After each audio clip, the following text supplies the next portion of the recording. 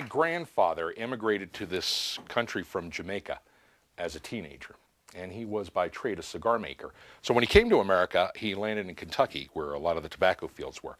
And he wasn't there for very long when he went into the small town near where he was working, and he heard a psst from the alleyway. And he walked in, and there was a guy in there playing with some cards. And the guy said to him, "Hey, buddy, how'd you like to make yourself some quick money?" Well, now my grandfather was not averse to that. He really didn't have much when he came to this country, and he was a little cautious, though, because they had card cheats even in Jamaica. And so when he shuffled the cards, he watched very intently as the man said, all you have to do is follow the play of one card. If you can follow the money card, you can win yourself a lot of money. And so he placed it on the cards, and he shuffled them slowly and deliberately.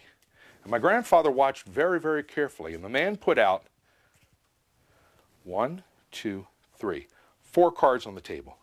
And he said to my grandfather, if you guess which card is the money card, you win the money. Now, my grandfather was a little suspicious. He thought perhaps that the money card wasn't even on the table. But when the gambler showed him the rest of the cards in his hand, he realized he had no reason to be suspicious whatsoever. Now, Tamara, which of those cards would you have bet on? You're not going to win a freezer or anything, Tamara. I mean... Okay, well, that's exactly the card my grandfather bet on. Excellent.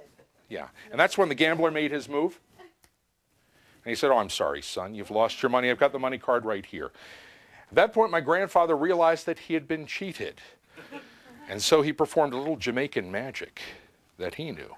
And as the gambler reached for the money, he said, wait, that's the card I bet on. And that's the money card.